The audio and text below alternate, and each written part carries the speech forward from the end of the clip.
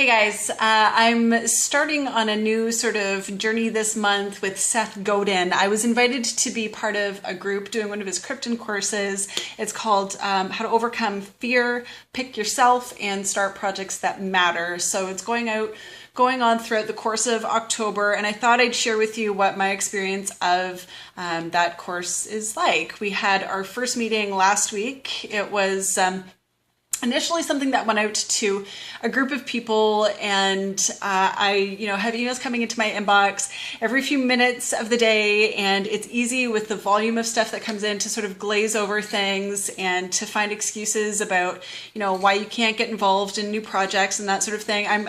I'm very, very harsh about the way that I spend my time too. I want to make sure that the things that I'm expending my energy on are really going to be worth it ultimately for me. So anyway, when this came in, it actually really piqued my curiosity because of the fear element, I guess. It's something that I've talked to you about in other vlogs about how to sort of move through situations where there is fear and that sort of stuff. So anyway, it kind of just caught my eye, overcoming fear. So initially there were some other women who were supposed to be going to this course, but I showed up last Friday at 7 a.m. Without having showered and just 7 a.m. I'm not a great morning person.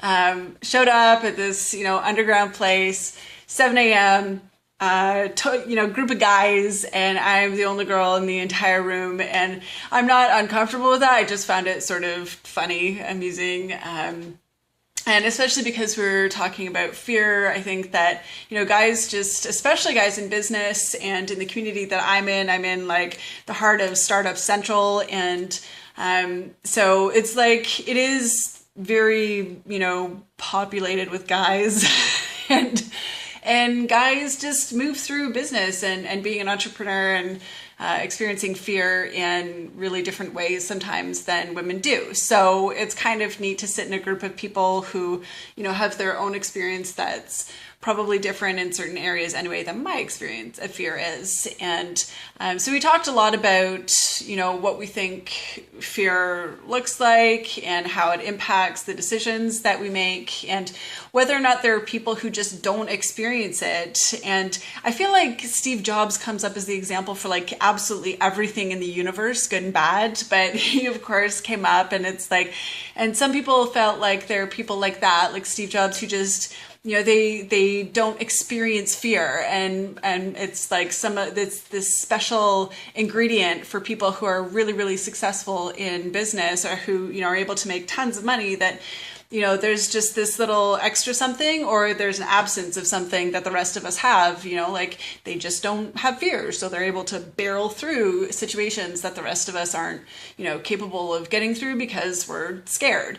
And I don't think that that's true, that, people have these special components or they're lacking certain things that allow them to succeed. I do think that whether it's Steve Jobs or anybody else, when it comes to fear, there's, you learn how to accept it and do it anyway. So that was a bit of what we talked about in our first meeting of the Krypton course by Seth Godin. I'm looking forward to many more and to sharing the experience with you. If you'd like, put in the comments below if you think that there are some people who just don't experience fear. Maybe that's why they're more successful than the rest of us, because they just don't have the fear that holds the rest of us back. Tell me what you think in the comments below, and I'll talk to you again really soon.